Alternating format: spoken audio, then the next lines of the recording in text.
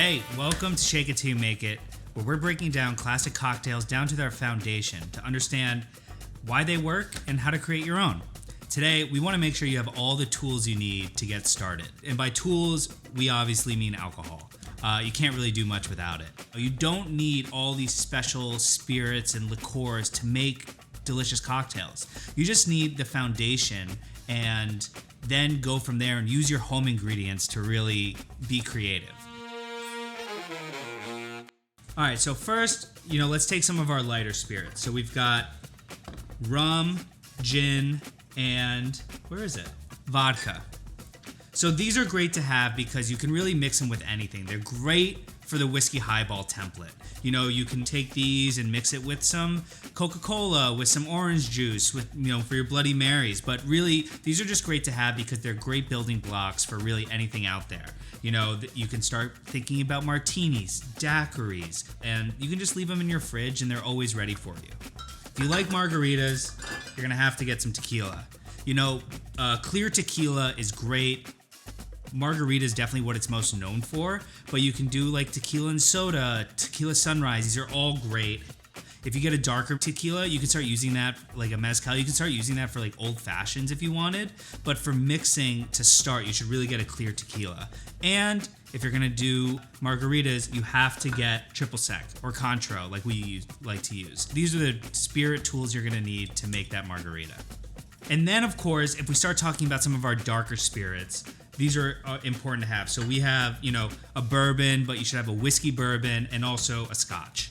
These are great, again, for, of course, your whiskey highball template, but you need your whiskey bourbon for when you start getting into your old fashions, boulevardiers, or even on the rocks. And it's also good to have a scotch. It's a little bit lighter, and Dewar's is a great place to start, middle of the road. My dad always told me to keep one of these in the cabinet because if you have a guest over who wants scotch, but you don't want to break out the nice stuff, Dewar's is the way to go. If you want to start getting into the martinis and those fun drinks, you're going to need some dry vermouth. It's a great way to add a little bit more texture to your drinks. As you get into a little more advanced cocktails, this is a great tool to have. But really, if you're going to make martinis, this is what you need. Once you get something like this, it's going to be in your bar or your cabinet forever. It's the vodka and the gin and the bourbon. Those are the things you're going to be buying more of. So make sure if you want to make something like that you get one of these. Then if you want to keep exploring the martini family, Negronis, Boulevardiers, things like that, you're going to need some Campari and some sweet vermouth. Now again, these are things that are going to last forever in your fridge. And you don't necessarily need to go out and get these unless you're making those specific cocktails or enjoying them. And of course, Kahlua. This is just a super fun thing to have. You can use it for White Russians, you can use it for espresso martinis, but it's also fun to have if you just want to spice up your coffee or hot chocolate. It's just more dessert drinks if you want to start exploring those. The sweet liqueurs like Kahlua are great to have. There's so many options, but this is just all you need to get started. And you never know when you're going to need it. So I love having this around. If you're starting a bar and want to get into mixology and all of that, you need to have some aromatic bitters. Again, you buy this, it'll last you forever. This is core. This is the salt and pepper to your drink. This is key for your old-fashioned family of drinks because it adds a little flavor and nuances that it's hard to get when you're just mixing a spirit, sweetness, and fruit. I also like to keep some orange bitters around. They're a little sweeter, obviously give a little more of an orange aroma to your drinks. They're perfect for gin martinis, and I have recently started adding these to my old fashions, and I really enjoy the extra orange flavor that it brings. Maraschino cherries are awesome. I love these things. They're perfect for aviations or boulevardiers. They're delicious. I eat these like candy when I'm making drinks if they're in a cocktail. The more I think about it, the more I want to add these to my old fashions, but that's really just an excuse to eat more of them. So now that you have the spirits and all this, you need some tools overall. You're gonna have a knife and a peeler and things like that in your kitchen, so you don't need to go out and get new ones, but you are gonna need a jigger. This is what's used to measure your cocktails. This one is 2 ounces and 1 ounce on the bottom. It also has little lines in it to let me know if I'm at 1.5 ounces or 1/2 ounce, 3/4 ounce. So this is a great measuring tool. I really recommend the 2-to-1. There's some out there that are like 1.5 ounces on one side and 3/4 ounce on another. It's just too confusing. Just get the 2-in-1. It's really clear, and it's really important to have this around. You're also gonna need shaking tins. This is how you shake your drinks, get them cool. It's important to have these, especially for drinks like the daiquiri, margarita, espresso martini. We use these a lot. I like the 2 cans like this. You can get the Japanese cans. People like those because it has the built-in strainer. But when these get cold, they contract. I find these are easy to take apart when they're cold. My friend has a Japanese pair, and I have so much trouble getting the top off when it's cold. So I prefer these, but it's really up to you. A muddler. There's so many different kind of options out here, but really you need this to break down the fruits and other ingredients that you're putting into the drink. This way you can get all the flavors out there. If you're just shaking it without muddling it, you're not really gonna get the flavors out. So this is a great tool to have.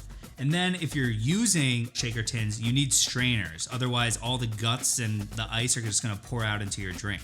So first one you should get is a Hawthorne strainer. This goes on top of the shaker tin. When you're done using it, just like this. I also think it's really important to have a mesh strainer. This is just almost like your second line of defense and gonna stop all the little things that get through the Hawthorne strainer before it gets into your drink. So this is a great tool to have. If you're cooking, you probably already have something like this. On Shake It Till You Make It, we also use a mixing cup. So I really enjoy building drinks in this. You can just put the spirits in here and then mix them together on ice. A mixing cup is key because it allows you to mix drinks together and get them cold without watering them down. Or if you do water it down a little bit, you can really control it. When you shake with ice, the ice breaks and melts faster. So when you're shaking a drink, even though you're getting it cold and mixing it together, you're also watering it down a little bit. If you get one of these, you're also gonna need a julep strainer. This is, you can use a Hawthorne strainer if you want, but this is sort of the traditional type of strainer that you're gonna use for a mixing cup.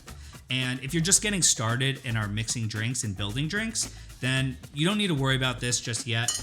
You can build drinks in the highball or lowball glass that you're making, and they're still gonna be delicious. It's just another tool if you wanna play around with those. I mean, I'm a gadget guy, so I was like, I can't wait to get my hands on this stuff. One thing that's important to think about also as you're figuring out your bar and what you need is just glasses. You could use whatever you have in your cabinet. You can find something fun to make them in. But as you get going, there's a couple different types of glasses you're gonna wanna get. Here are just, 4 types of glasses. You don't need to go too crazy going out and buying all these different things, but it's good to have a little bit of an assortment. The first is the lowball glass. This is perfect for all your drinks served on like a big ice cube. We serve a margarita on a big ice cube, the Negroni, the old fashioned. Things like that are mixed and built on each other are served in this type of glass. This is a highball glass. Not surprisingly, this is the type of glass you're gonna use for whiskey highball. The 2-to-1 ratio of mixer to spirit that are built in the glass, big ice cubes. This is probably just a regular drinking cup if you have those at home already. We also use this for our mojito, more of a Tom Collins glass. This is great for whiskey highball type drinks that are served on crushed ice. I think if you're getting started, this is a fun one to have, but focus on the highball glass and the lowball glass. And it's really important to have a coupe glass. You can serve daiquiris, martinis. These are drinks that are shaken or stirred and then served without ice. Just because they don't have ice doesn't mean you don't want to enjoy them cold. So a coupe glass allows you to hold it like this so that your hands don't heat up the drink. And, you serve a drink like this, they're beautiful. Now these tools are all great, and all the ones we've shown you so far, you can probably buy in like an all-in-one kit online to get started. That's really all you need. These are the tools you need to make thousands of drinks, You can go out and get all the specialty liqueurs and things like that if you want, and you can make delicious things that way. But it's important to understand that even with just this small toolkit and arsenal in your bar, you can make an infinite number of drinks. It just matters what type of flavors you want and what ingredients you have laying around the kitchen. So can't wait to see you out there and what you're drinking, and we're gonna get started soon. Cheers. Don't forget to like and subscribe.